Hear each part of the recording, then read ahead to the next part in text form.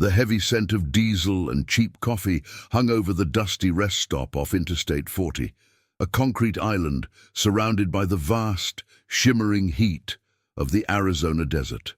Jack sat on his weathered Harley-Davidson, his gloved hands resting on the handlebars, as he watched the frantic dance of travelers moving in and out of the diner. Among the sea of tourists and truckers, his eyes locked onto a pair that felt out of sync with the environment.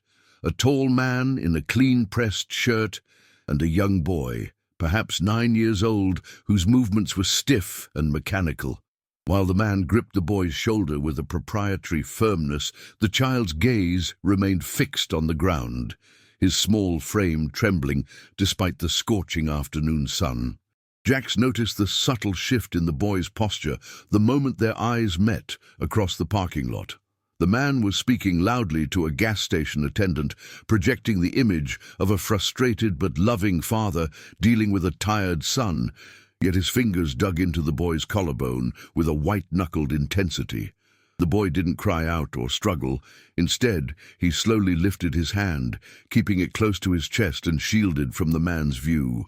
With trembling fingers, he began to move, executing a series of precise, frantic gestures that most would have dismissed as nervous fidgeting.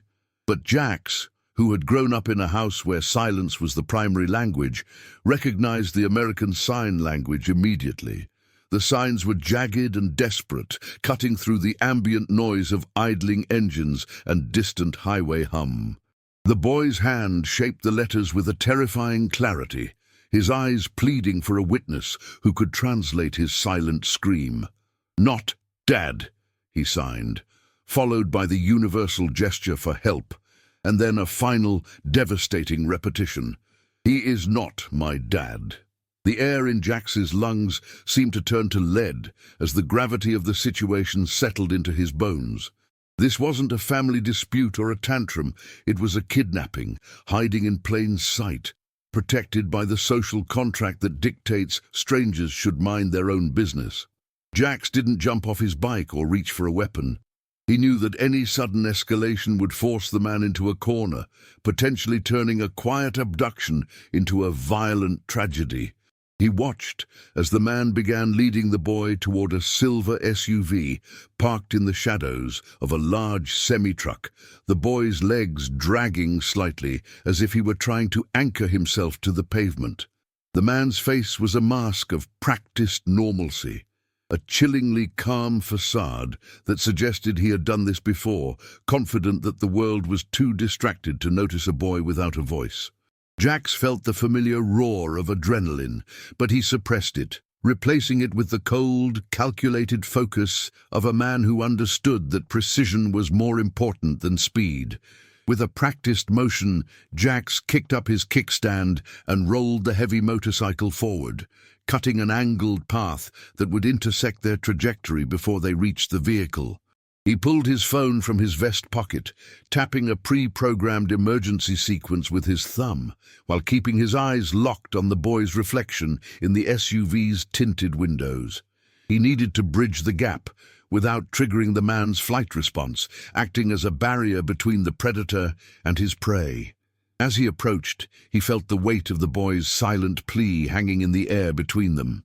A bridge of invisible words that only two people in that crowded lot understood. Jax pulled the Harley to a stop just a few feet from the SUV's driver's side door, effectively boxing the vehicle in without appearing aggressive.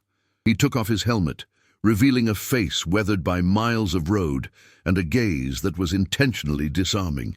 "Hey there," Jax called out, his voice a low, gravelly drawl that mimicked the casual tone of a traveler looking for directions. "Sorry to bother you, but I think I saw something leak from your undercarriage back at the entrance." Smelled like transmission fluid. He saw the man freeze, his hand tightening on the boy's arm until the child winced, though the boy stayed perfectly silent, his eyes darting to Jax with a flicker of newfound hope. The man turned, forced to acknowledge the intrusion, his eyes scanning Jax for any sign of authority or suspicion. "We're fine, thanks," the man replied, his voice unnervingly polite and devoid of any regional accent, a stark contrast to the grit of the roadside stop. He didn't let go of the boy, instead pulling him closer to his side in a protective gesture that felt entirely predatory to Jax's trained eyes. Jax climbed off the bike, moving slowly and keeping his hands visible, playing the role of the helpful, slightly over-talkative biker to perfection. He watched the man's eyes. They were darting toward the highway, calculating the time it would take to shove the boy inside and floor the accelerator. Between the sentences of their forced conversation, the boy's hand moved again, hidden by the man's shadow. "Please," he signed, a simple movement of the hand in a circle over the chest. Jax gave a nearly imperceptible nod, a tiny shift of his chin that told the boy he was seen. He began describing the imaginary leak in excruciating detail, forcing the man to stay engaged in the dialogue to avoid looking suspicious to the other patrons milling about. Every second Jax kept him talking was another second for the silent signal he had sent to be processed by the local dispatch, and another second for the boy to realize he was no longer alone in his terror. The tension was a physical presence, a taut wire stretched between the three of them that threatened to snap with the slightest misstep. The man's patience was visibly eroding, his jaw was set tight, and his free hand began to twitch toward his pocket, a movement that sent a chill down Jax's spine. Jax shifted his weight, subtly positioning his large frame so that he stood between the man and the SUV's door, cutting off the easiest path of escape. He spoke about the heat, the long stretch of road to Flagstaff, and the reliability of American-made engines, all while his mind mapped out the fastest way to disarm the man if he reached for a concealed weapon. The boy's eyes were wide, fixed on Jax's face, searching for the strength he didn't have the words to ask for. He saw the scars on Jax's knuckles and the steady calm in his eyes, and for the first time since the ordeal began, the boy's breathing started to level out. The man, sensing the shift in the atmosphere, but unable to pinpoint the cause, tried one last time to dismiss the encounter. "Look, I appreciate the heads up, but we've got a long drive ahead of us, and my son needs to get home," he said, the word "son" hitting the air with a sickening thud of falsehood. Jax smiled, a grim, humorless expression that didn't reach his eyes, and replied, "I get it. Family is everything, isn't it?" The sound of a distant siren began to bleed through the roar of the highway, a faint, rhythmic wail that caused the man's composure to fracture instantly. His eyes darted toward the entrance of the rest stop, and for a split second, the mask of the doting father slipped, revealing a desperate, cornered animal. He grabbed the boy by the collar of his shirt, attempting to hoist him into the back seat of the SUV with a sudden, violent shove. Jax moved with the explosive speed of a man who had spent his life navigating high-stakes situations, his hand shooting out to catch the man's wrist before he could complete the motion. The silence of the encounter was shattered as the man let out a guttural snarl, dropping all pretense of civility. "Let him go," Jax said, his voice no longer casual but cold and sharp as a razor. The man tried to wrench his arm away, but Jax's grip was like a steel vice, fueled by the raw necessity of the moment. The boy, caught in the middle of the struggle, scrambled backward, his hands flying in a blur of panicked signs that no longer made sense, just a chaotic expression of pure terror. The man reached into his waistband, his fingers closing around the grip of a compact handgun. But Jax was already moving, using his momentum to pin the man against the side of the SUV.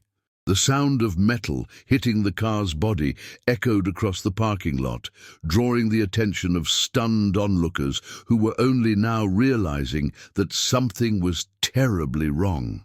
The struggle was brief but intense, a desperate wrestling match of limbs and breath in the suffocating heat. Jax focused entirely on controlling the man's weapon arm, using his weight to neutralize the advantage of the man's frantic, erratic strength. The boy had collapsed onto the pavement a few feet away, his hands covering his ears, his body curled into a ball as the reality of his rescue turned into a violent confrontation. Around them, the world seemed to freeze. The gas station attendant stepped out of the booth, phone in hand, and a group of truckers moved toward them. realizing that the biker wasn't the aggressor, but the protector. As the first patrol car swung into the lot, tires screaming against the asphalt, the man made one final desperate attempt to break free, aiming a kick at Jax's knee. Jax took the blow but didn't let go, twisting the man's arm until the handgun clattered to the ground, sliding under the SUV and out of reach. The man began to scream, a high-pitched, incoherent sound of rage and defeat as the officers spilled out of their vehicles with weapons drawn. Jax didn't wait for the commands. He immediately raised his hands, stepping back and putting distance between himself and the suspect to ensure the police had a clear line of sight, his eyes never leaving the boy. The boy looked up just as the officers tackled the man to the ground, the sound of handcuffs clicking shut, providing a definitive, metallic punctuation to the ordeal. The child's face was a map of shock and disbelief, his eyes darting from the shouting police officers to the man who had held him captive, and finally to Jax. Jax stood still, his chest heaving, sweat dripping down his neck, watching as the threat was neutralized and the boy was finally safe. The silence returned, but it was a different kind of silence now. Not the oppressive, fearful quiet of the victim, but the stunned, heavy stillness that follows a narrow escape from death. The aftermath was a whirlwind of blue and red lights, flickering against the dusty facade of the diner as the sun began to dip toward the horizon. Paramedics knelt beside the boy, wrapping him in a shock blanket that looked far too large for his small frame, while an officer who knew basic sign language sat on the ground with him, speaking with his hands in soft, rhythmic motions. The man was shoved into the back of a patrol car, his face pressed against the glass, stripped of his power and reduced to a pathetic figure in the harsh light of justice. Jax stood by his motorcycle, leaning against the seat, as a detective began the tedious process of taking his statement, the adrenaline slowly draining from his system and leaving a hollow ache in its wake. As the details emerged, the horror of the situation became clear. The boy had been reported missing from a neighboring state 3 days prior, snatched from a park while his mother's back was turned. The man was a drifter with a history of similar offenses, a shadow who moved through the cracks of society, banking on the fact that people rarely look closely at what doesn't concern them. The detective looked at Jax with a mixture of respect and curiosity, noting how many people had passed that SUV without seeing the boy's hands.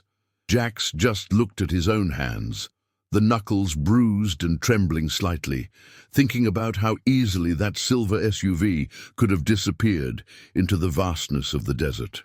The crowd of onlookers had grown, people standing at a distance with their phones out, capturing the scene for social media, disconnected from the raw reality of the trauma. Jax felt a wave of revulsion at the spectacle. To them, it was a content opportunity, but to the boy, it was the end of a nightmare that would leave scars for a lifetime. He watched the boy through the windows of the ambulance, seeing the child finally break down into tears, the silence he had been forced to maintain finally shattering into heaving sobs. It was a painful sight, but a necessary one, the release of a pressure that had been building since the moment he was taken. The police tried to get Jax to stay for a formal interview at the station, offering him a chance to be the face of a hero story that would lead the evening news. He refused politely but firmly, giving them his contact information and ensuring they had everything they needed for the report before turning back to his bike. He didn't want the cameras, the handshakes, or the accolades from people who had been standing 5 feet away and seen nothing. He felt an overwhelming urge to be back on the road, where the wind could wash away the lingering sense of the man's presence, and the sound of his Harley could drown out the memory of those desperate, silent signs. Before he could leave, the officer working with the boy approached Jax, the child walking slowly beside her. The boy stopped a few feet away, his face tear-streaked but his eyes clear and focused. He didn't speak, but he lifted his hand and signed, "Thank you," the movement slow and deliberate, ensuring Jax saw every bit of the gratitude. Jax didn't sign back, he didn't have the vocabulary, but he placed his hand over his heart and nodded, a silent promise that the world wasn't always as dark as the man in the SUV had made it seem. The boy managed a small, fragile smile before being led back to the safety of the medical team, and Jax knew that his work there was done. Jax swung his leg over the saddle of his Harley, the leather warm from the dying sun, and kicked the engine to life. The roar of the V-twin felt grounded and honest, a stark contrast to the deceptive quiet of the man he had helped capture. He adjusted his mirrors, catching one last glimpse of the rest stop in the reflection. The police tape fluttering in the wind, the ambulance doors closing, and the desert landscape stretching out into infinity. He didn't feel like a hero. He felt like a man who had simply paid attention when it mattered most, a witness who refused to look away. He pulled his goggles down, shielding his eyes from the rising dust and the glare of the setting sun. He pulled out of the parking lot and back onto the highway, the rhythmic vibration of the bike beneath him acting as a balm for his frayed nerves. The miles began to click away, the vast Arizona sky turning a deep, bruised purple as evening settled over the southwest.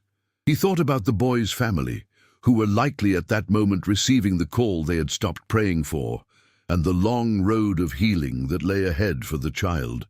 It wouldn't be easy.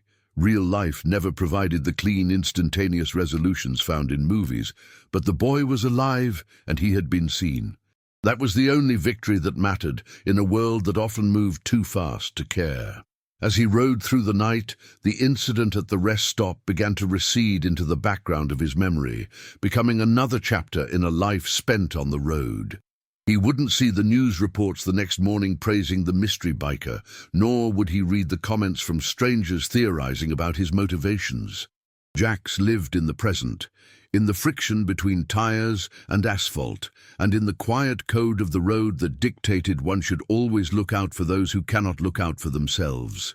The desert air grew cool, and the stars began to poke through the darkness, indifferent to the small dramas playing out on the thin ribbons of highway below. Hours later, Jax stopped at a small, out-of-the-way diner for a meal, sitting in a booth far from the television hanging in the corner. He watched the other patrons, a tired waitress, a couple of local farmers, a sleepy truck driver, and wondered how many silent stories were sitting at the tables around him.